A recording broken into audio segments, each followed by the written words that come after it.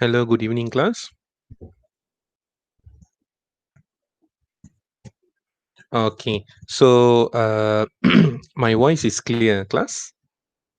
Okay, a very good evening to everyone. So, today we are going to continue with our lecture. Okay, today I'm going to I'm going to start a new chapter, which is food adulteration. Okay, so before we start our class, okay, I would like to request everyone to go and log in your attendance in the spectrum, and you can check. Okay, there is a new lecture notes, okay, had been uploaded, okay, on food adulteration, and this is the Malaysian Food Act 1983, and there is one calculation questions for discussion. So this calculation question is very important for your finals class. So I will discuss all the questions and I will give you all the answer. But before I start to give the answers, I would like to request from everyone to, you start to do this on your own first.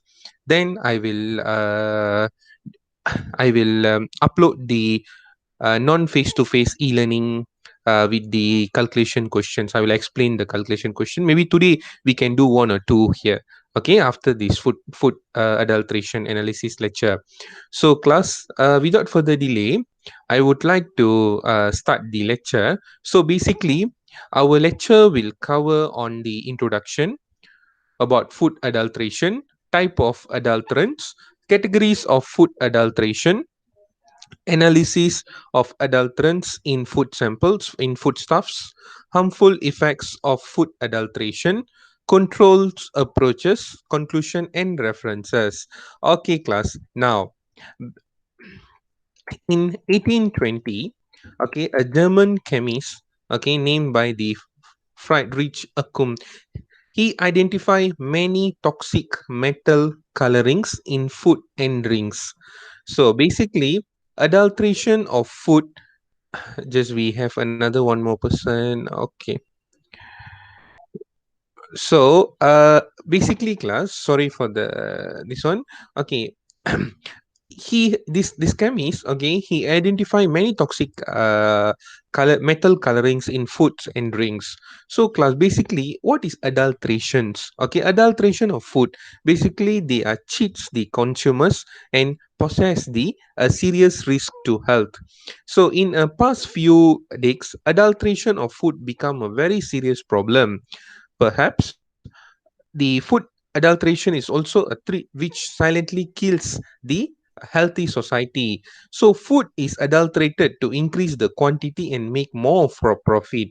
So here, class, food is basically, okay, any substance consumed to provide nutritional support for the body, usually of plant and animal origin. So here, contain basically food contains such as the nutrients, okay, of the food, okay, it contains such as the carbohydrates, proteins, lipids, okay, example rice, wet fruits, meat, okay, all these are, these the main thing, the nutrient are carbohydrates, proteins, and lipids. So, class, now adulterants and food adulteration. Okay, there are two different things. Adulterant is actually an adulterant is any substance or substance found within other substances which is added to reduce the amount of expensive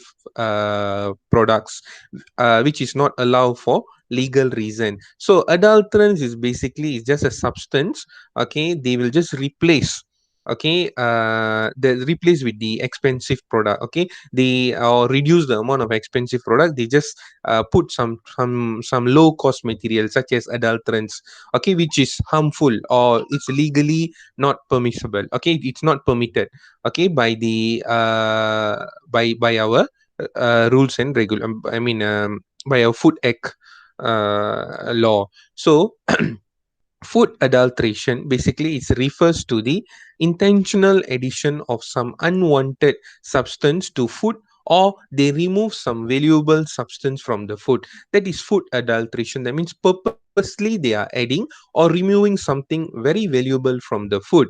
For example, adding of diethyl glycol, okay, in sweet wines. Okay, this is the example. Okay, in the coffee also, they do add some roasted roots, okay, to the coffees. Okay, now, so there are three types of adulterants. For example, intentional adulterants class. Okay. For example, sand. Okay. Even sometimes in the rice, or sometimes in flour. Okay. We do came across with sand or very small kind of stone. All these are adulterants. Okay. So it's like intentional adulterants. Okay. And incidental adulterants is basically it's an incident due to the pesticide residue or droppings of the rodents. Okay, laways in the foods. Okay, and metallic adulterants is basically arsenic from pesticides, lead from water, effluent from the industries. Okay, and tin from cans also tin can be leach out from the cans. It can be metallic adulterants as well. So categories of food adulteration. Okay, this is the food category of food adulteration class. So here, food adulteration is actually we can categorize into replacement. That means complete or partial replacement of a food ingredient or valuable substance with less expensive substituents, or addition, we add something a small amount which is not allowed, or remove something very valuable, okay, without the purchasers or consumers knowledge. So that is all these are food adulteration, categories of food adulteration. So class, here I would like to introduce a very basic analysis of adulterants in foodstuff. For example, milk sample. If let's say class, the presence of water can be analyzed by putting a drop of milk on a polished slanting surface. The drop of pure milk flow slowly leaving a white mark behind it. So adulterated milk immediately without leaving a mark. So it won't leave any mark. So that is how they differentiate between a pure milk and adulterated milk. If let's say the milk contain some other milk do contain urea. So how to do this test? So 2 ml of the milk in the test tube, then half of the powder. This is the ahar powder. Okay, the contents are mixed thoroughly by shaking. So after 5 minutes, the litmus paper is dipped for 30 minutes and change in color from red to blue indicates the presence of urea in the milk. So starch. Okay, starch do contain in milk. For example, 2 ml is taken in a test tube and few drops of iodine solution. Okay, they do add iodine solution there. So formation of blue color indicates the presence of starch. So moving I mean and another one example of adulterants, which is formalin. Okay, in order to test the presence of formalin in milk, okay, basically 10 ml of milk is taken in a test tube and added 5 ml of concentrated sulfuric acid from the side of the test tube without shaking. So if let's say a violet blue ring appears at the intersection of two layers, that means it shows that formalin is present in the milk sample. Okay, for example, this is kind of butter. So 3 ml of milk is taken in a test tube and added 10 ml drops of HCl, hydrochloric acid, and also added one spatula of sugar. So the red colorization after 5 minutes indicates the presence of butter. So and milk product, this is pure milk class. Okay, this is based product. So all these are actually a very Indian famous food. Okay, all these are sweets based on the milk. Okay, they produce the sweets from milk. So for example, this kind of they will call these as the cottage cheese, ghee, or condensed milk or milk powder. So class, and they sometimes we I mean the color of this kind of food is very colorful. So and it was I mean some and it was at last, after the some simple experiment, they found that the presence of coal tar dyes, these are the coal tar dyes. Okay, so basically how they are doing the test: 5 ml of dilute sulfuric acid or hydrochloric acid, they added to 1 teaspoon of the melted sample, of this melted sample. So pink color or the red color, okay, pink color in the case of sulfuric acid, and red color in the case of hydrochloric acid will indicate the presence of coal tar dyes. Okay, here ghee is a very pure kind of butter, but usually they do mix with margarine in the ghee. So how to how to check whether this ghee is pure or not? So just take 1 teaspoon of the melted sample, and equally added to the concentrated sulfuric acid. So, and we do add a pinch of sugar. So have to shake for 1 minute, then kept aside for 5 minutes. So the appearance of the red color will indicate the presence of margarine. If let's say the red color does not appear, that means our ghee is pure. So the rabi is something like a very sweet food.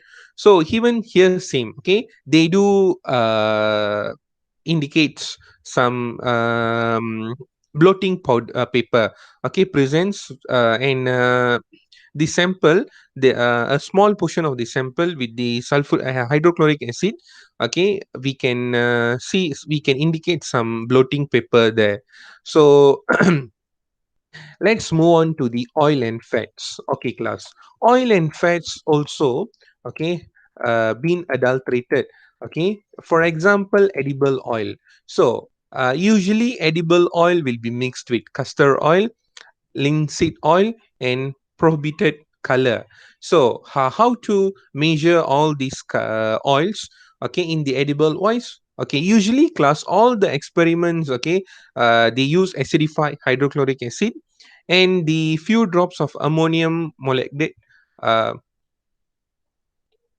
is added and shaken well. So the appearance of white color, turbidity indicates the presence of castor oil. So that means class, they mix the castor oil in edible oil. If let's say linseed oil means when we mix the sample with solution of bromine, yellow precipitate will indicates the presence of linseed oil, whereas the prohibited color, so when we mix the sample with 5 ml of concentrated hydrochloric acid, we have to shake gently. So kept aside for 5 minutes, the color will separate in the upper layer of the solution. So and we do I mean I do include coconut oil and mustache oil. So for example, in the coconut oil, we do can able to determine cyanide derivative or other oils. If let's say we want to determine cyanide derivative, so just take 3 ml of sample and 10 drops of alcoholic alcohol potash is added and heated. So a little amount of iron sulfate and iron chloride is added and shaken thoroughly. So once we shake the sample, so the 3 ml of hydrochloric acid added to the sample, so a blue color will indicates the presence of cyanide. So class, all these are examples of the adulterants in coconut oil. So where else? Mustard oil is actually in the mustard oil they do mix argemone oil, which is they detect by using this mustard oil with nitric acid.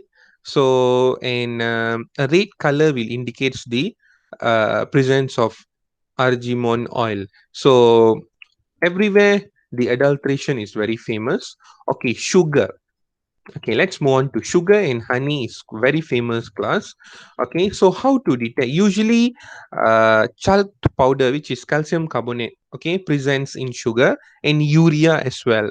So how to know whether the sugar contain urea? We just dissolve the sugar, okay, in the water. So if the urea present, it will gives a smell of ammonia when dissolved in water. Whereas, how to know the chalk powder, that means calcium carbonate present. So when we dissolve the sugar, the chalk will settle down at the bottom. So that means, the presence of some impurities in the sugar lah, which is the calcium carbonate. Honey sample. Okay, class, a pure honey and a pure honey mixed with sugar water. So how to sugar solution, so um how to identify the honey is pure or not. So basically, a cotton wick is dipped in the honey and burned over a flame. If let's say the honey is not pure and it's contain water, so it won't burn, and it will produce some cracking sound. If it's a pure honey, of course it will burn without any cracking sound. So that is how we determine the pureness or the presence of impurities in the honey sample. So this is the example of another one type of Indian very famous sweets class. Okay, all these are very famous in India actually. So all these Indian foods, okay, they use a lot of washing soda, chalk powder, which is calcium carbonate, and methylene yellow. Actually, this is the dye. Okay, so class, and all the method how to do the test is written here.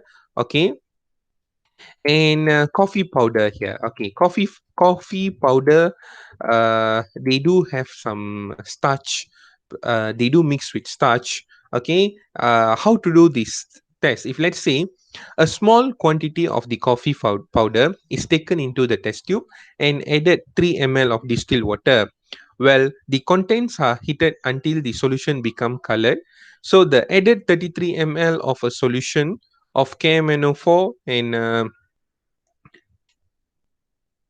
and muriatic acid, okay, will decolorize the mixture. So few drops of 1% equals of iodine solution will added. So the formation of blue color will indicate the presence of starch in the coffee. Okay, so this is the another one test, okay, to identify the impurities in coffee powder. Okay, another one class here, iron flakes, okay, in the tea leaves. So small quantity of a sample is spread over a paper, a magnet was drawn over it. So if the iron flakes are present, clings to the magnet, it will clings to the magnet. So we have to be very careful with what we are consuming. Okay, so another very famous adulterants are the wet rice, maize. Okay, so all these in class, and for example, the adulterants are like dust, stones, damaged grains. Okay, for example, rice, they do add boric acid, okay, as the preservative. Pluses, okay, this kind of the Indian pluses, a lot of Indian spicy foods, they use all these. Okay, so they use the lead chromate, okay, for the color and all this purpose. Okay, so the analysis is actually how to determine the in let's say the presence of stone and all that, we can observe visually. Okay, for example, the presence of boric acid. So small amount of sample of rice is taken and added some water, and we shaken well. So then we added few drops of concentrated hydrochloric acid. So a turmeric paper strip is deep. If it is turned red, it confirms that the presence of boric acid. Okay, for example, the presence of lead chromate in plasters. So 5 gram of plasters is shaken with 5 ml of water and added a few drops of hydrochloric acid. So formation of a pink color indicates the presence of lead chromate. So let's move on to the spices and condiments. So class, black pepper. So usually the adulterants that we can find in the black pepper are papaya seeds. Okay, papaya seeds can be separated from the pepper as they are shrunken and oval in shape, so and greenish brown or in color, so we can separate that. Or sometimes they do coated with mineral oils. Okay, and it will give some kerosene kind of smell. Okay, so you have to be very careful when purchase all these. So, and this is cloves. Okay, usually we will use in food. and they do use adulterants are oil. Okay, identify in so the characteristic or smell of the genuine clove is less it's less compared with the volatile, the one that with the volatile oil lah. Okay, and in class all these kind of powders, okay, for example turmeric powder, okay, they do make the adulterants are colored sawdust. Okay, so we do can do some tests with concentrated turmeric powder with the concentrated hydrochloric acid. So we will observe pink color. So the pink color will indicates the presence of sawdust. So if the color is persists for a long time, it also indicates the presence of methyl yellow, methanil yellow. So which is a dye. So and this is hing. So this is also they do mix with the lead chromate. So again, class the sample we have to dissolve in the hydrochloric acid, then hydrogen sulfate gas is passed over the solution. So black precipitate indicates the presence of lead chromate. So class, all these are actually examples of the adulterants. Okay, for example, this is the hing powder. So they do add soap, stone, or earthly material. Okay, so chili powder, okay, they do add sudan tree. Sudan tree is actually it's a dye. Okay, they do add that for the coloring purpose, and this is the analysis way to identify sudan tree in the chili powder. Okay, in the chili powder we can determine sudan tree and rhodamine B as well. Okay, class. Okay, this is the rhodamine B color. Okay, this is the example of the processed food. Okay, sweets, meats, syrups. Okay, all these. Okay, because in order to get the color, so they use the adulterants such as the rhodamine B. This is a dye. So how to test the presence of dye in this kind of food? So a little sample of food is taken, then add 3 ml of CCl4 tetrachloro uh, okay, CCl4, and it's shaken thoroughly. So the mixture will become colorless, and addition of a few drops of hydrochloric acid, it will bring the color back if the rhodamine B is present. So this is how they do the test, class. Okay, just one moment, class. Someone is joining now. Okay. Okay, sorry for the interruption. So we have another one student just joined.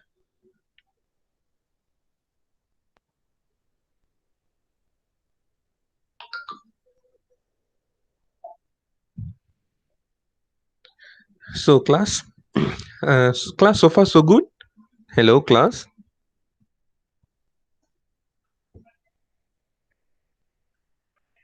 is everyone okay? Okay, thanks Norli. Okay, so vinegar.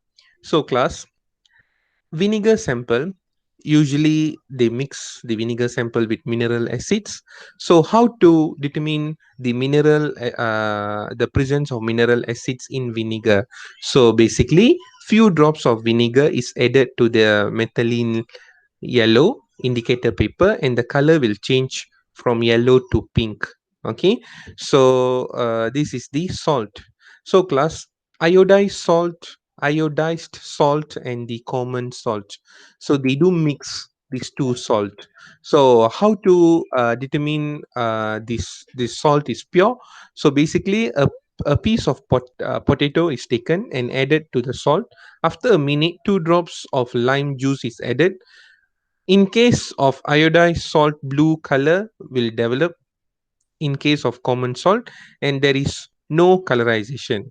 So that means class, this is the test. So in case it's a iodized salt, blue color will develop, and in case of common salt, there will be no colorization. So that is how they determine the a very simple test to determine the presence of adulterants in iodized salt. So class, meat, all these kind of chicken meats and all those things. So they do, the presence of potassium nitrate, sodium nitrates, and sulfurous acid. So all these are another adulterants, okay, and all the tests how to conduct the test is written clearly here. Okay, so basically you just have to know, the type of the adulterants presents in what type of food. Okay, the experiment, the analysis way, actually you can just go through that class. Okay, nothing much. Okay, so class, harmful effects of food adulteration. So the adulteration are sure to bring about biochemical disorder by the any psychological disorders as well. So class, basically all these are the adulterants they use. Okay, and the side effects, okay, for example, like mineral oil liver damage, okay, sawdust, okay, liver disorder, toxic dyes. Actually, it is very carcinogenic class, so you have to be very careful when you are consuming that. Like washing soda can cause diarrhea and vomiting and so on. So effect of adulterations on humans. Okay, adulterated food. Frequent consumption of adulterated food can cause some allergic reaction, brain tumor, stomach cancer and liver. Okay, this is the it's a normal liver and this is the infected liver. So class, it's very scary picture anyway. So the what are the approaches that the control approaches that we can take. So basically class, proper understanding of adulteration issue. So by knowing the difference between the natural and the adulterated food, okay, accepting the natural ones to the extent possible. Okay, by developing the validated simple and quick test procedures to scan the ingredients or additives, okay, for the verification.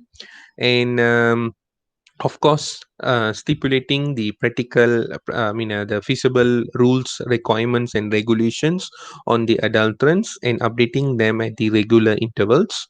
So, the regular update of information regarding the reported outbreaks of food safety issues, okay, pertaining to the adulteration. So, class, this is the food law of Food Act, which is Food Act 1983 by law of Malaysia. So let me open the file, Malaysian Food Act file. So class, this is the Malaysian Food Act file. Okay, you may download that from your Spectrum. So in this Food Act, okay, all the permitted food and what are the consequence if you take the food. So I mean, eat adulterated food and approved laboratories, and what are the procedure of taking the sample, so how to process the sample, so everything, all the rules and regulation is clearly mentioned in this Food Act. Okay, so this food X can be a good guidance for those who are doing food analysis. Okay, so class, any questions so far on food? I believe that I have introduced the what is food adulterations. Okay, so class, any questions so far?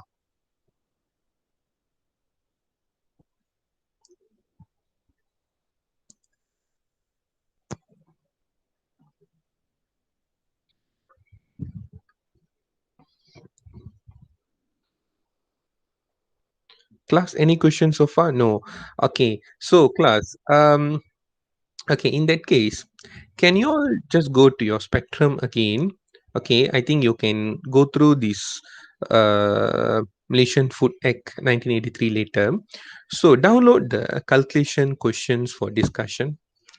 So here I have given calculation question based on UV spectrophotometer and the vitamins calculations as well.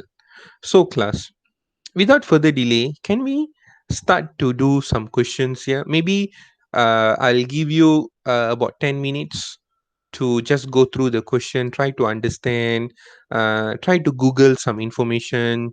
Okay, class. You may refer my lecture notes. Okay, just one moment, class. You may refer my lecture notes, vitamin 2 lecture notes. Just one moment, class.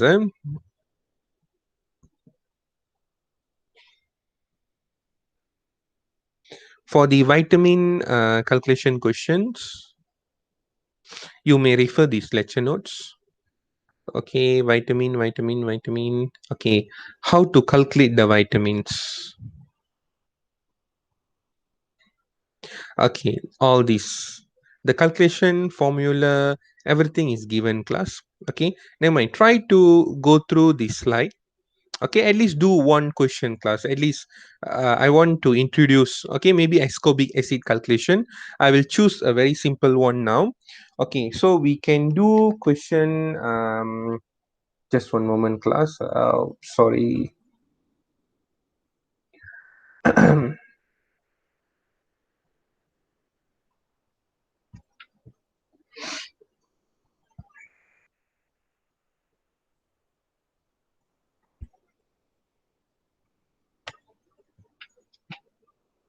Okay, we can do question number one here first. Okay, then we can do question number very simple one now for the discussion purpose. We can do question number two. So class, page two, question number two, page one, question number one. Okay, so I'll give you all about 10 to 15 minutes, class. Just try to for the finals. No, I mean the calculations is important. Class, you have to know. Okay, so now I will. Doctor, do we remember to do this type of test for adulteration? The final, doctor, do we need to remember this type of test? Adulteration for fine. Oh, okay, class.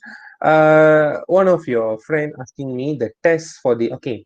You no need to know exactly what are the tests that you have to conduct for what type of adulterants. No, you mean because it's a lot. So I don't expect you to know everything, but you should know the type of adulterants in the foodstuff.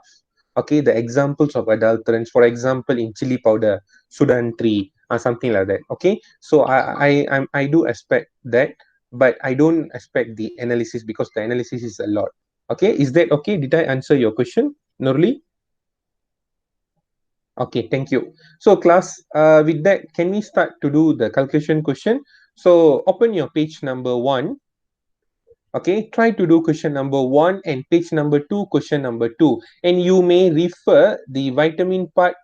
Okay, class, for question number one, okay, just Google Beer-Lambert's law. In UV spectrophotometer, we will use Beer's-Lambert law. So just use that formula to find the calculation, to find the answer. And question number two is actually vitamin C, ascorbic acid calculation. You can get the lecture notes. I mean, you can get the calculation from my lecture notes class. Okay, so you can start to do the calculation now. Maybe in 15 minutes class. Okay, can we discuss at 6:20 class before you I mean, because I believe that all our Muslim friends have to break their fast. So I think class with two questions we can end our lecture today. And I'm assumed that the you will have. I mean, you will continue after the breaking your fasting with the all the rest question. Okay, that means we can cover the lecture time. Is that okay, class? Is that okay, students?